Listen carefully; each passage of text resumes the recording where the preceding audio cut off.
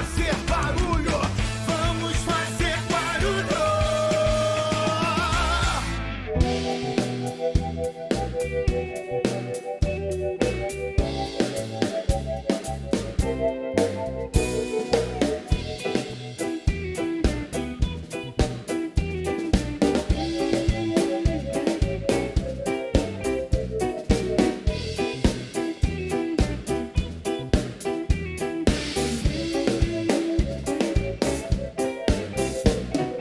O homem clama, o homem chora, não sabe mais o que fazer. Coloca tudo a perder, a humanidade está cansada e a alma desfalece. O homem tá perdido, ninguém sabe o que acontece.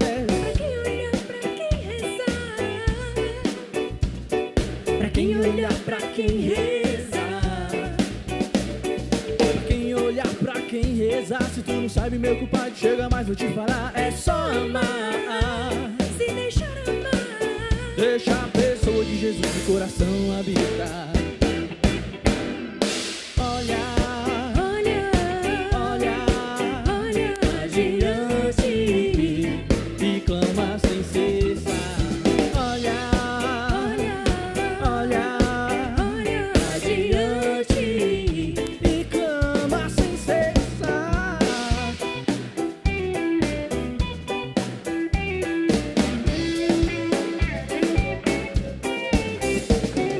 Tô trocado, tá tudo errado, não tem mais nada absoluto, é tudo relativizado. Me jogou pro alto, o amor doado, a liberdade conquistada em Cristo ressuscitado. Me jogou pro alto, o amor doado. e a liberdade conquistada em Cristo ressuscitado.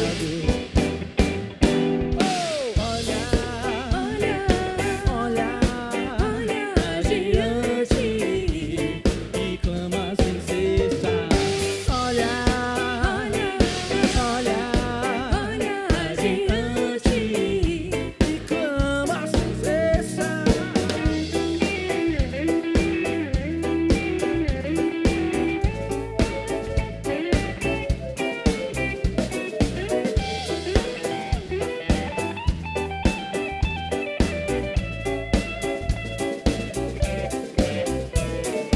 O homem clama, o homem chora, o homem tá perdido, não sabe o que esperar agora. Não sabe pra quem olhar, não sabe pra quem rezar. Esqueceu da esperança, esqueceu quem amar. Esqueceu o amor, esqueceu o seu Senhor. Não vê mais sentido no mundo porque acabou. Mas eu te digo agora, levanta e anda.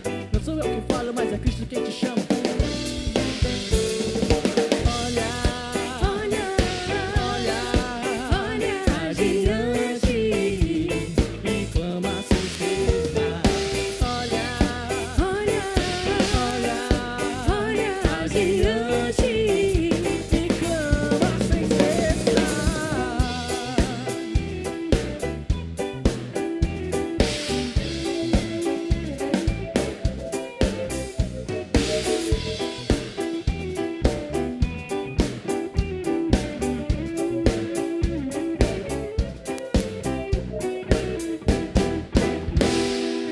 Segue o baile aqui do estúdio. Eu tô aqui com a Luísa, que é filha do Dr. Wagner, né?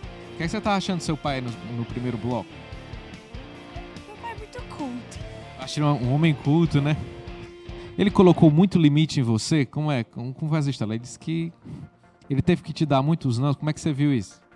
Não, assim, não a gente sempre recebe em algumas áreas. E sempre é pra educar a gente e tal. Mas em questão de limite, é assim, ele me deixa muito livre pra fazer algumas coisas, mas sempre com discernimento, sempre com consciência e tal. Aí o limite Teve alguma coisa assim que ele disse, não faça isso, Luísa, que você ficou com muita raiva? Pode falar. Eu acho que teve, sim. Não que eu me lembre agora, mas eu acho que com certeza teve já algumas vezes que eu queria fazer uma coisa, mas só sendo que tanto meu pai e a minha mãe também me proibiram de fazer, mas agora, no momento, eu não estou me lembrando de algo. Já perdoou tudo, né? Vem cá, Luísa, tu usa rede social? Certo, me diz uma coisa, como é que teu pai, ele dá alguma dica no uso da tua rede social, ele fica de olho, como é que é? Assim, eu confesso que eu sou uma pessoa que eu uso muito rede social, principalmente o Instagram. E meus pais sempre têm um controle nas minhas redes sociais, nas redes sociais também da minha irmã, que nós duas somos as pessoas dos filhos que usam rede social. Aí eles sempre controlam, eles veem as pessoas que a gente está seguindo, veem as publicações. E quando eles precisam orientar, eles falam: Luísa, isso aqui não tá legal, é melhor você excluir. Não, e Luísa, que tal você postar sobre isso e tal? Eles sempre me dão ideias e sempre controlam em relação a isso.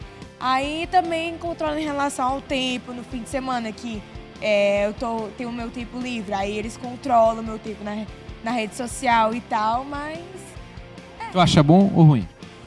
Assim, é bom porque educa, mas tá sendo que eu confesso que às vezes não consigo parar de usar o Instagram e tal, e isso acaba me próprio prejudicando e tal. Aí eles tentam me educar e tal. É uma situação bem delicada. Eu acho que muitos pais eles passam por isso, né, Dr. Wagner? A Dani tá com um monte de bomba para jogar aí em cima do senhor. Exatamente.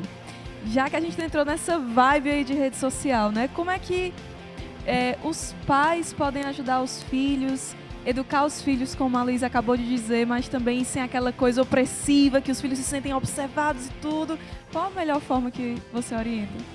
Primeiramente, os pais têm que ser a referência. Hoje nós estamos tendo a rede social já é uma realidade. Adultos, jovens, crianças, até pessoas de maiores idades, elas têm acesso às redes sociais e participam ativamente. Muitos adultos não têm nem controle quando se está diante de uma rede social. Tem adultos que diante da rede social agem pelo impulso e ficam lá e perde-se o tempo e perde-se as noções, porque acaba se mostrando, se envolvendo. Agem como crianças? Agem como crianças. E são esses mesmos adultos que um dia vai querer dar lições. É aquilo que a gente estava falando antes, que se eu quero dar uma proibição, um limite para os meus filhos, eu tenho que também fazer o exemplo. Eu não posso dizer assim: não mexa nisso, não fique muito tempo no celular, se eu mesmo fico muito tempo ali. Então, o coração da criança, do jovem, vai ser daquele que chegar primeiro. E ele vai ser ocupado pelo espaço vazio que você deixar. E muitas vezes eles se lançam nas redes sociais por uma diversão, mas muitas vezes para preencher o vazio deixado pelos pais. Então, o limite, a fiscalização, o estar perto, isso é muito importante. Tá ali se perguntando quem está seguindo, quem está próximo, o que está postando. Muitas vezes a gente conhece os nossos filhos não pelas coisas que eles postam, mas pelas coisas que postam dele. Hoje sempre tem um celular, uma câmera fazendo. Então muitas vezes nós conhecemos as pessoas não através da sua página em si, mas pelas pessoas ao redor que ele segue, que são seguidas por eles, que acabam mostrando isso. Quais são os limites que a gente coloca lá? No exemplo da nossa família, nós começamos com duas coisas importantes. Os celulares das nossas filhas, né, que são as mais velhas, elas dormem com a gente. Nós carregamos os celulares lá no nosso quarto. E ao carregar o nosso quarto, nós temos acesso ao celular delas e elas sabem disso. Uma vez, uma delas questionou por que ela não podia ter uma senha própria. E nós, na família, adotamos a senha comum. Elas sabem as senhas da gente, nós sabemos as senhas dela. E se nós somos nossas famílias, e se nós ficamos na transparência, que tem algo que elas não podem saber, porque é uma praia de adultos, e algo que eu tenho que saber, porque por ser uma praia de crianças, sou responsável por ela, nós temos acesso a tudo. Então a senha única foi instituída. Então não tem como a gente não saber certas coisas, embora que eles são bem mais espertos que nós. E nós vimos também que o Instagram, por exemplo, elas estão no nosso Instagram. Quando eu só faço mudar a página e eu consigo acompanhar, seguir, ler aquilo que elas têm. Isso é jogo aberto. Jogo aberto. Para elas poderem saber que existe um controle, alguém que está ali se preocupando com elas. Nós deixamos livre, mas nós puxamos na hora que tem que fazer. Esse é o primeiro ponto que a gente pede, que se dá como exemplo. O celular conosco, na parte da noite, porque os anjos da madrugada são os piores que tem. E também o acesso que nós temos livremente com ela. E controlar o tempo, porque é um vício que tem. Quanto mais você está ali, mais pede, porque é um mundo fascinante. É um mundo de imagens que é fascinante para o jovem, para o pré-adolescente, para o adolescente, para a criança em si. Uma das coisas que nós temos que ter muito cuidado são com os youtubers que existem. O que elas assistem. Muitas vezes são programas muito salutares, mas no que dá uma pausa, a tirinha lateral é uma terra sem lei. Apresenta várias coisas que despertam a curiosidade do jovem, do pré-adolescente, do adolescente, que vai ali. E quando você pensa que está vendo alguma coisa salutar, ela já está em outra página, em outro caminho que vai para frente, para outro direcionamento. Né?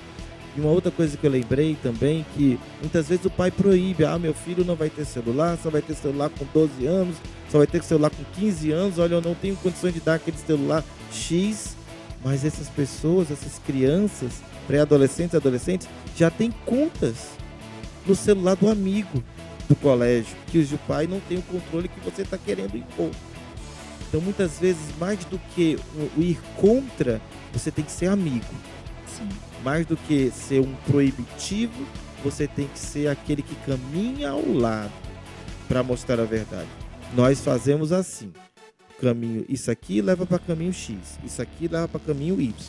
Isso aqui vai desembocar nisso, isso aqui vai desembocar nisso. Muitas vezes a gente diz, não, basta, para por aí. Muitas vezes a gente deixa quebrar a cara para poder ver que, olha, meu pai, minha mãe, ele queria o meu bem em relação a isso. Importante você dizer isso, porque talvez algum pai ou alguma mãe esteja assistindo a gente agora e pensando, como é que agora eu vou ajudar meu filho a ter limite na rede social se até agora eu não coloquei, né? Por onde é que eu começo? E acho que esse é um dos aspectos que, se não mais importante, que eu acho que é ser amigo do filho.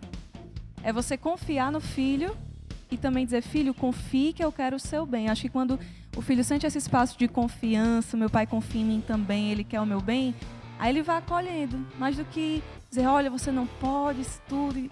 E algo que me chamou a atenção também foi que a Luísa disse que aos fins de semana também tem um certo limite de uso para que vocês possam conviver mais como família, é isso? Exatamente. Nós estamos fazendo o resgate dos jogos de tabuleiro em casa. Estamos fazendo o resgate dos quebra-cabeças, onde os 6, lá somos 4 filhos, né, e o pai e a mãe começam a montar e a ficar juntos. Nós estamos fazendo resgates da realidade de estar com eles em família, cortar naquele momento o celular para podermos nos divertir juntos em casa ou fora de casa com um filme, alguma coisa, e também ter a salutar convivência do casal também. Hoje é o dia do papai e mamãe, da gente sair e estarmos juntos, para que eles vejam que a gente se ama e para que eles vejam que também dentro com eles nós também transbordamos esse amor. A referência é fundamental. Eu lembro, cara, que nossos filhos eles foram condicionados à igreja desde cedo. Eles foram vendo a referência, foram vendo a importância. Não, você pode fazer tudo, mas a missa dominical você tem que ir. Não lembro, não sei se teve alguma missa dominical que eles perderam. Porque nós fomos tangendo ele para esse caminho. Meus filhos, meus rapazinhos de 6 e agora 10 anos, o outro, eles sempre vão à missa com de calça. Desde pequeno. Eles ficam à missa ao lado da mãe e do pai. Não correndo para cima e para baixo como tem lá. É criança, pode? Pode porque você deixa. Quando chega lá na frente, ele vai pensar que aquele momento social, aquele momento religioso, por caso do exemplo, é uma coisa sem importância. O meu filho de 6 anos ajoelha diante da elevação do Santíssimo Sacramento, né? Quando está lá o pão sendo, o corpo de Cristo sendo nos apresentado. Eles aprenderam o que era uma capela, aprenderam o que é rezar em casa. Então foram coisas que foram educando. Se eles vão seguir o caminho lá na frente, quando tiverem a sua liberdade, eles vão ter nem sequer uma lembrança de um refúgio que Deus existe e que a família é algo cristão. Como fazer assim se o pai e a mãe não entram no consenso? Vocês conseguiram chegar no consenso, mas às vezes não existe o consenso. E outra coisa, acontece também daquela velha história de delegar a responsabilidade para o outro.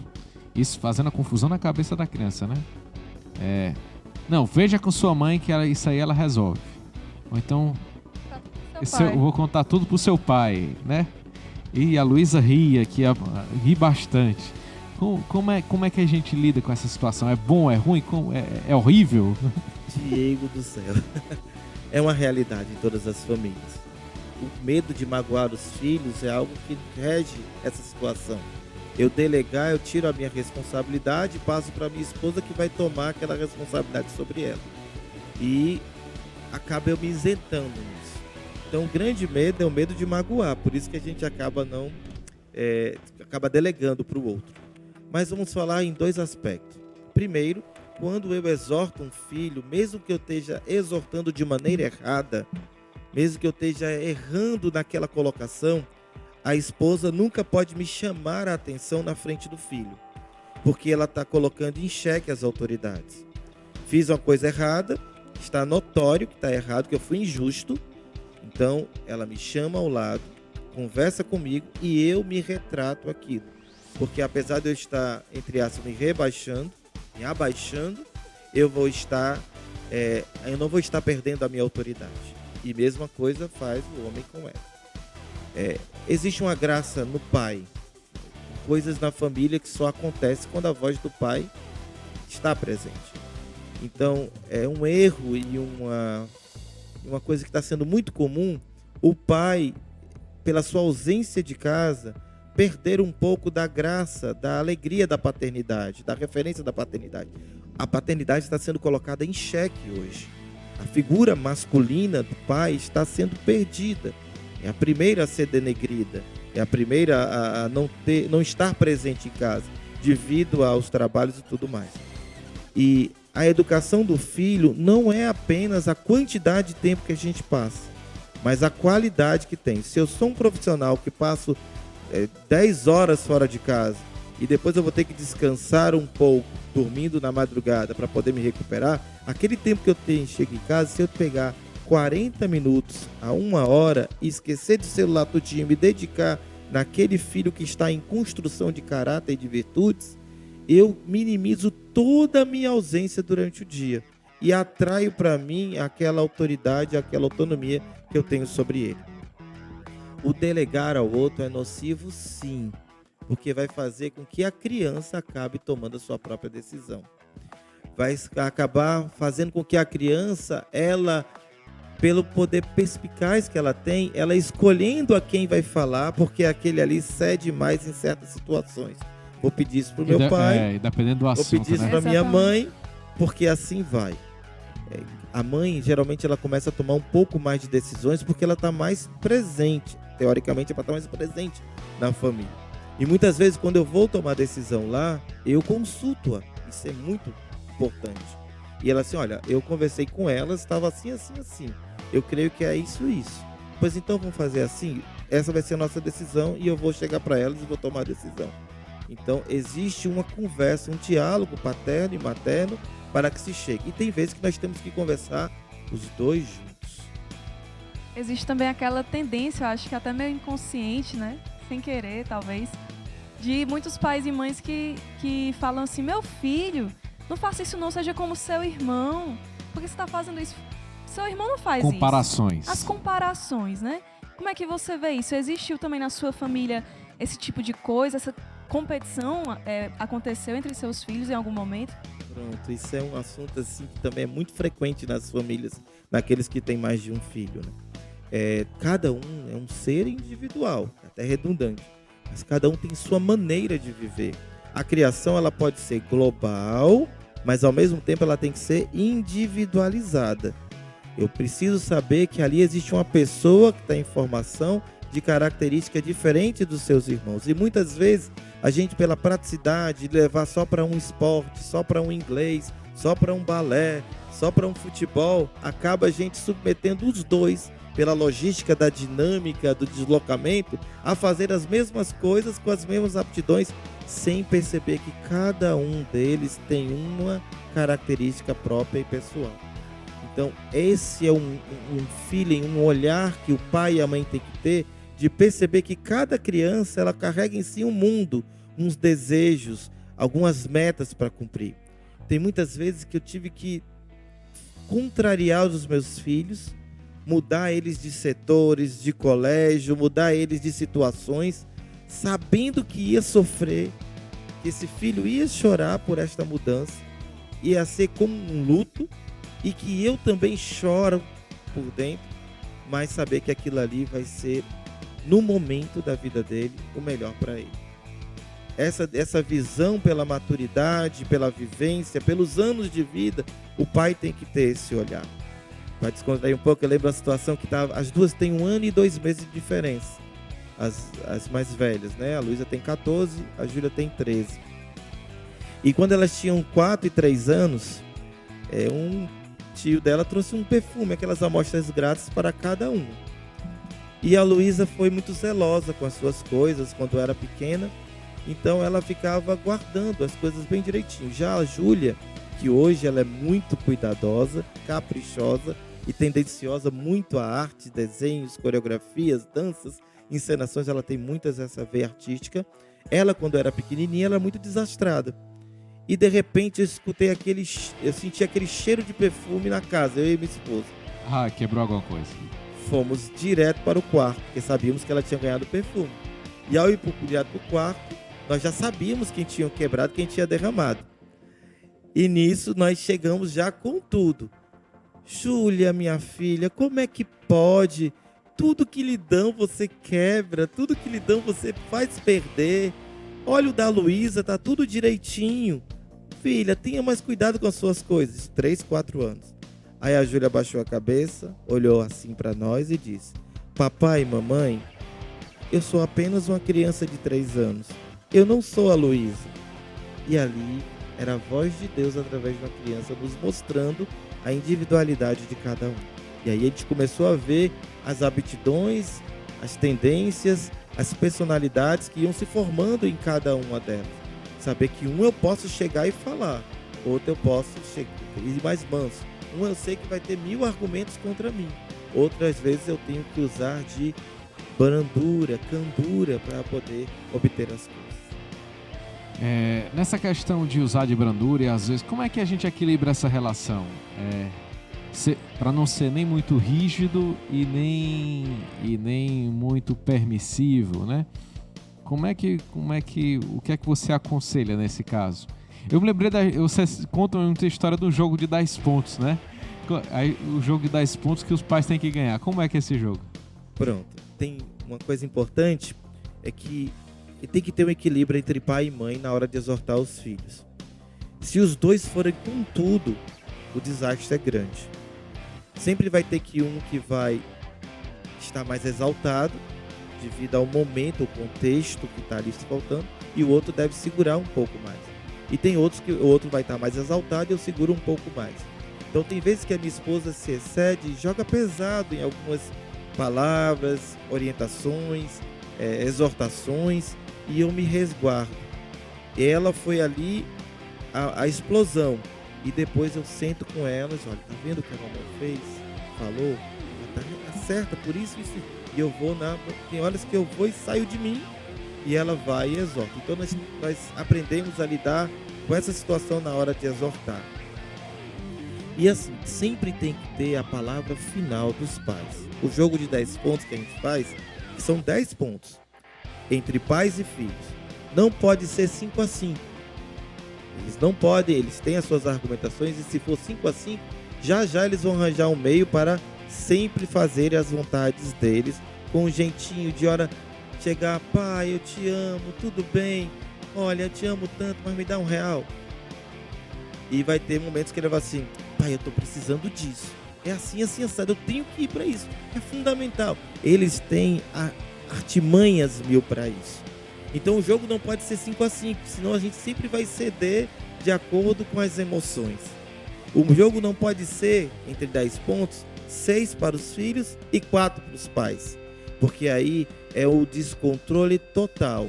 Gera na criança uma criança boazinha dentro de casa, mas que fora de casa ela tem uma personalidade totalmente do que se apresenta.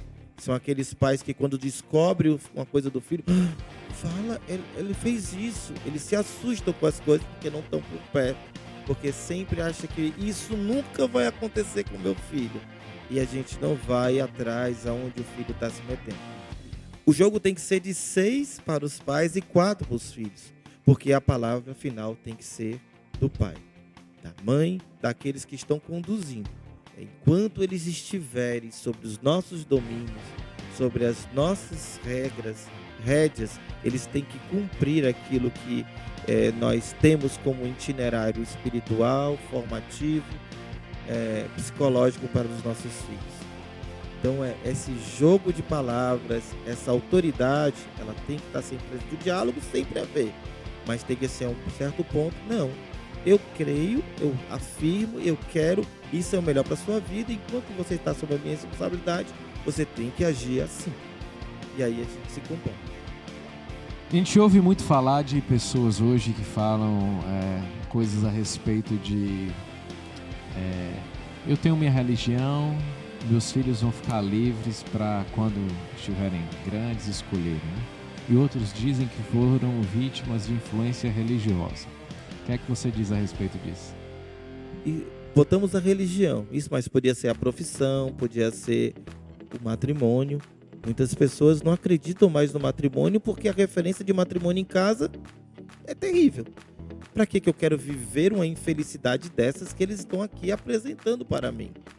Muitas vezes um pai que se separa e que vai viver uma outra realidade com outra pessoa, que é uma coisa que acontece na nossa sociedade, e se encontra a pessoa mais feliz do mundo, o que ele vai crescer aquela criança pensando?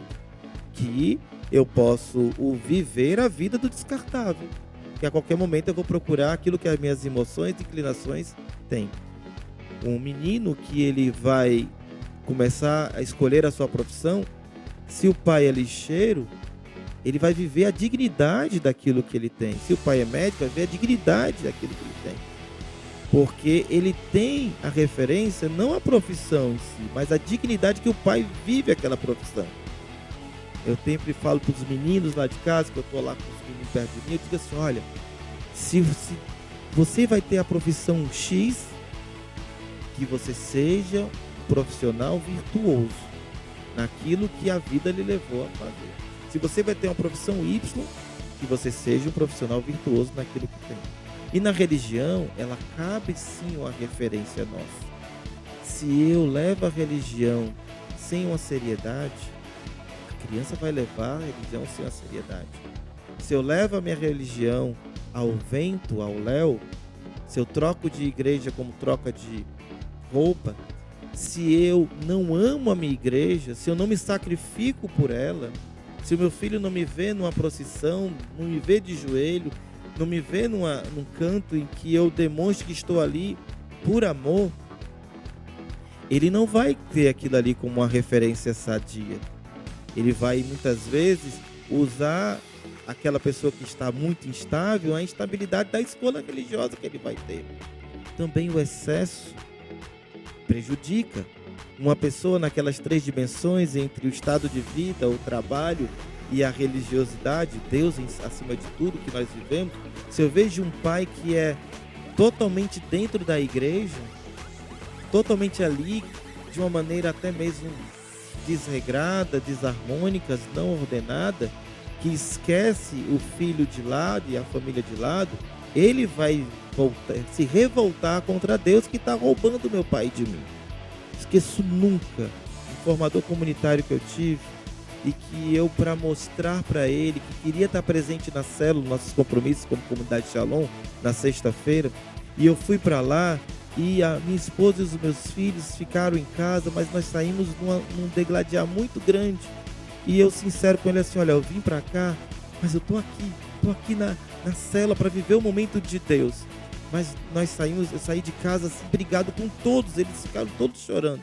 E o formador comunitário chegou e falou: que bom que você está aqui na igreja para louvar o Senhor, mas volte para sua casa. Deus está querendo você lá. Uma coisa da igreja. Eu tive que dizer não, um sacrifício para a igreja, entenda, em nome de um perdão, uma harmonia, um resgate naquele momento familiar. E no outro momento que eu tive que estar lá novamente, eu tive como participar já com a paz do coração, com tudo. E muitas vezes eu tenho que ir para a igreja, tenho que ficar de joelho, tenho que me consertar, porque Deus vai mostrando a verdade para poder transbordar dentro da minha família. Então, a referência religiosa, ela é uma obrigação do pai e da mãe. A gente tem que passar o nosso exemplo, o nosso amor. Hoje, eu posso dizer por mim, pela minha esposa Luciana, que meus filhos, eles sabem que nós amamos a igreja. Eles sabem que nós amamos a nossa vocação. Eles sabem e eles vão para a nossa comunidade de bom grado. E quando eles vão de mau grado, porque queria fazer algumas coisas próprias da adolescência deles, eles veem que por estarmos ali e por amarmos, eles acabam aprendendo a renunciar a algumas coisas dele por amor à igreja. Muitas vezes, um dia desse, houve uma conversa entre nós dizendo que como é que a gente consegue fazer tantas coisas? Ser médico, ser pai de 4 filhos, viver um matrimônio, viver uma vocação. Como é que você não tem tempo livre? Aí veio no meu coração as palavras de São João Paulo II, que dizia: não, tudo que eu faço, todo o meu tempo, eu faço tudo livremente. Eu escolhi viver assim. Eu escolhi ter 4 filhos. Eu escolhi assim. Engraçado que quando eu fui ter o meu 4º filho, quando nós nos abrimos novamente para o dom da vida, para o 4º filho, nenhum dos meus colegas médicos me deram parabéns. Todo mundo fala: você é doido, como é que pode? Absurdo, Essa vida, essa violência, colégio e tudo mais tal. Como é que pode você viver isso? Rapaz, que irresponsabilidade. E eu fiquei mexido. Fiquei mexido na minha humanidade. Achou que ele tivesse razão, né? Aí eu fui para Deus. Eu falei: Deus, será que eu fiz alguma coisa inconsequente, irresponsável? Será que eu não estou usando a minha paternidade responsável na geração desse novo bebê? E aí a voz de Deus, né, que Deus fala no nosso coração, diz: eu não chamei para ser rico, eu lhe chamei para ser feliz. E aí veio José, né, algo que veio trazer a alegria para a casa da gente. E isso veio mostrar que bom ser a favor da vida, que bom ter uma família muito numerosa. A Luísa, que estava aqui agora, um dia ela falou: pai, nós somos uma família antiga, né? Porque meus amigos só têm um filho, 2, e nós temos 4, nós somos a família antiga. E hoje eles veem que... Eu perguntei para elas: vocês queriam estar aqui sem o José e sem o Emanuel, que são seus mais novos? A nossa vida não seria a mesma. Então, nós estarmos ali aberto ao dom da vida a cada momento, mas fazer com que essa vida ela seja multiplicadora de outras vidas. Ver que nossos filhos, eles têm capacidade de dizer sim e dizer não a outras coisas, capacidade de acertar e de errar, e se errar, reerguer e continuar a caminhar. Olha, a gente podia abrir várias abas Ave aí, Maria, né? eu queria falar tanta até da coisa tilt, aqui. mas tem tantas abas, né? A maternidade, que o Dr. Wagner poderia falar muito aqui, já que só hoje deve ter feito uns 50 partos. Exagerei, né? Mas fez alguns, né? Já veio Fez de uma uns maratona 3. de partos hoje. Já fez uma maratona hoje, muita experiência também, a contribuir também da sua espiritualidade também, como missionário da comunidade Shalom, mas infelizmente o tempo não permitiu, mas quem sabe uma próxima oportunidade, né? Mas a gente Parte agradece 2, né? Muito a obrigada. sua presença aqui. Mas eu que agradeço muito por estar aqui. Eu queria dizer para você, pai e mãe de família, 2 coisinhas importantes. Abra sua casa para a família de Nazaré entrar.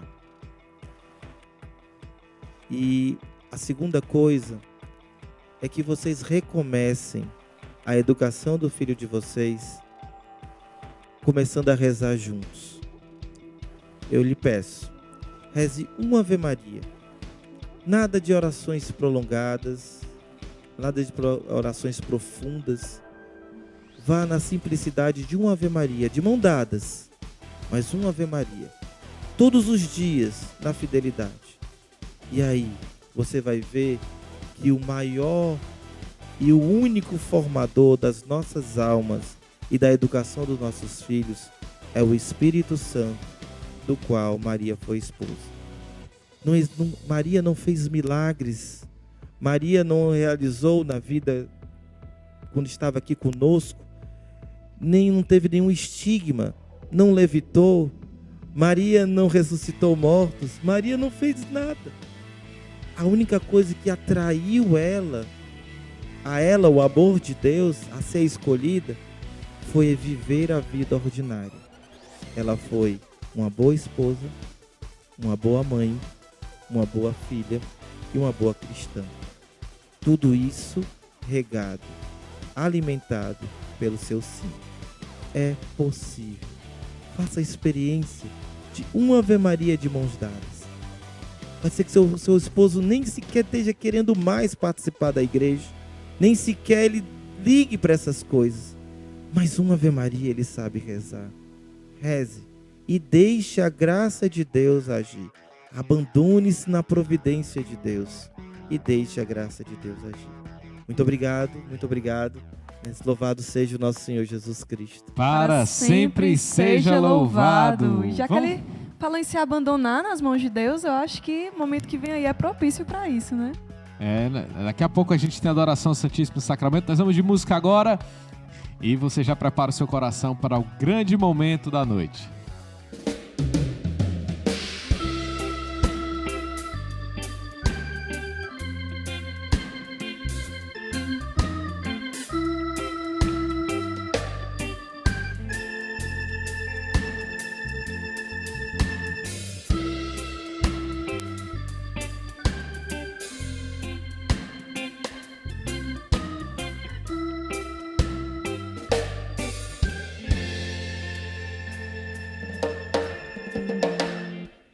Restabelece em mim o dom de si.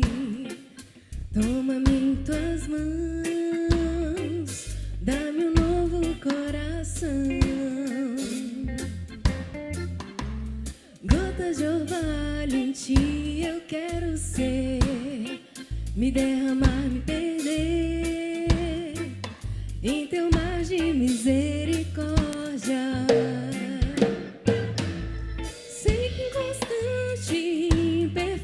Sou, mas o teu compassivo amor me faz em ti me abandonar. Constrange a contradição do meu coração com a coerência do teu olhar. Por ti eu posso tudo perder, menos o desejo de te amar. Teu é o meu amor, tua doce voz me cativou. Sou teu, tu é a minha vida, mata minha sede de água viva. Sou teu é o meu amor, tua doce voz me cativou. Sou teu, tu é a minha vida, mata minha sede de água viva.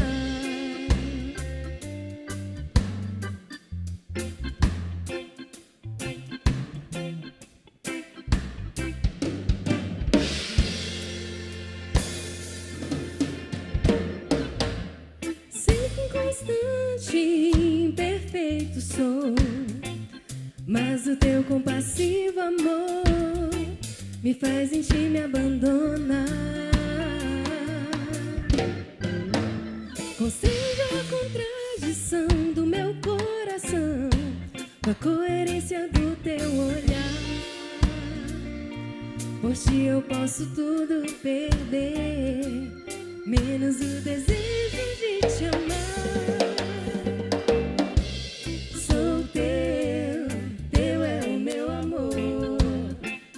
Doce voz me cativou. Sou teu, tu é a minha vida, mata minha sede de água viva. Sou teu é o meu amor, tua doce voz me cativou. Sou teu,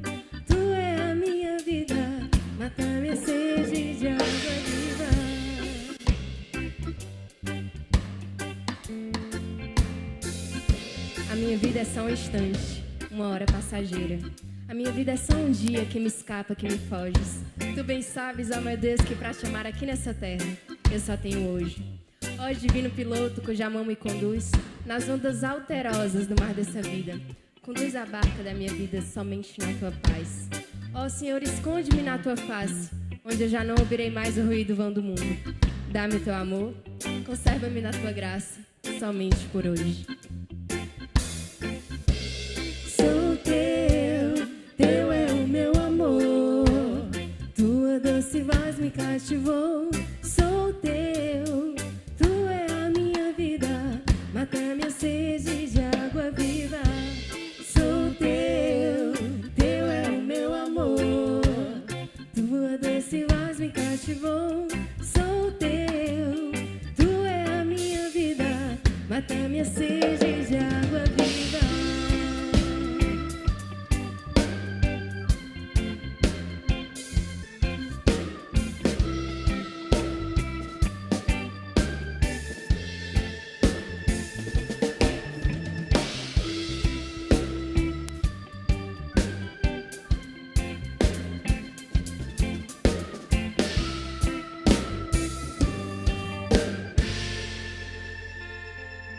Vamos fazer barulho.